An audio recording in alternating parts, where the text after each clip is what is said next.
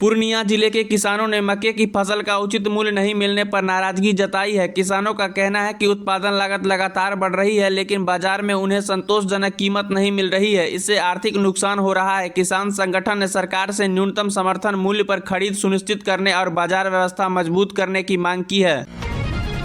आरा और भोजपुर जिले में सड़क दुर्घटनाओं को कम करने के उद्देश्य से प्रशासन ने विशेष सड़क सुरक्षा अभियान शुरू किया है। अभियान के तहत हेलमेट पहनने, सीट बेल्ट लगाने, तेज रफ्तार से बचने और ट्रैफिक नियमों का पालन करने के लिए लोगों को जागरूक किया जा रहा है। साथ ही नियम तोड़ने वालों के खिलाफ चालान और कानूनी कार्रवाई भी की जा रही है। अधिकारियों का कहना है कि सड़क सुरक्षा केवल प्रशासन की नहीं बल्कि हर नागरिक की जिम्मेदारी है। बिहार शिक्षा विभाग ने सरकारी स्कूलों में शिक्षा की गुणवत्ता बेहतर बनाने के लिए नया अभियान शुरू किया है। सभी जिला शिक्षा पदाधिकारियों और स्कूल प्रधानाध्यापकों को निर्देश दिए गए हैं कि शिक्षकों की नियमित उपस्थिति सुनिश्चित की जाए और कक्षाओं का संचालन समय पर हो। छात्रों की पढ़ाई का समय पर मूल्यांकन करने, कमजोर विद्यार्थियों के लिए विशेष कक्षाएं चलाएं तथा डिजिटल शिक्षा को बढ़ावा देने पर भी जोर दिया जाए। मौसम विभाग के अनुसार बिहार के अधिकांश जिलों में अगले कुछ दिनों तक उमस भरी गर्मी के बीच हल्की सी मध्यम बारिश होने की संभावना है। मानसून सक्रिय रहने के कारण कई जिलों में गरज के साथ बारिश और तेज हवा चल सकती है। किसानों को मौसम की स्थिति को ध्यान में रखते हुए खेती बाड़ी से जुड़े कार्य करने की सलाह दी गई है। प्रशासन ने निचले इलाकों में रहने वाले लोगों को सतर्क रहने और जलभराव की स्थिति से सुरक्षित स्थानों पर जीने की अपील की है।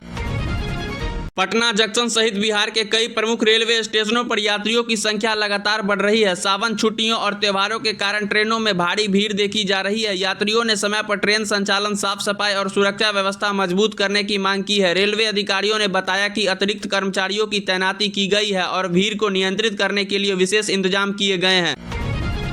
मधेपुरा विश्वविद्यालय में लंबित परीक्षा परिणाम जल्द जारी करने की मांग को लेकर छात्रों ने प्रदर्शन किया। छात्रों का कहना है कि परिणाम में देरी के कारण उनकी आगे की पढ़ाई, प्रतियोगी परीक्षाओं और नौकरी की प्रक्रिया प्रभावित हो रही है। प्रदर्शन के दौरान छात्रों ने विश्वविद्यालय प्रशासन से शीघ्र परिणाम घोषित करने की मांग की।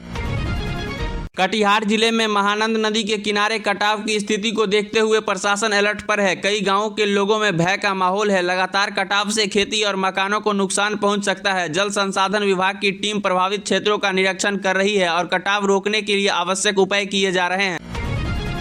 भागलपुर के प्रसिद्ध सिल्क उद्योग को नई गति देने के लिए सरकार ने आधुनिक प्रशिक्षण केंद्र शुरू करने की पहल की है। इन केंद्रों में बुनकरों को नई तकनीकी, आधुनिक डिजाइन और बेहतर उत्पादन की ट्रेनिंग दी जाएगी। इससे सिल्क उत्पादों की गुणवत्ता में सुधार होगा और राष्ट्रीय व अंतर्राष्ट्रीय बाजार में उनकी मांग बढ़ने की उम्मीद है।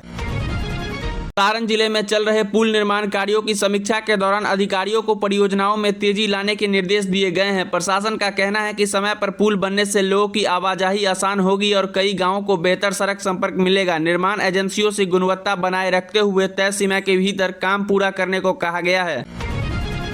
फीफा वर्ल्ड कप के माहौल का असर बिहार के गया जिले के मियां बगहा गांव में भी देखने को मिल रहा है। गांव के युवा और बच्चे बड़ी संख्या में फुटबॉल खेल रहे हैं और विश्व कप के मैच को लेकर उत्साहित हैं। स्थानीय स्तर पर छोटे छोटे फुटबॉल टूर्नामेंट भी आयोजित किए जा रहे हैं।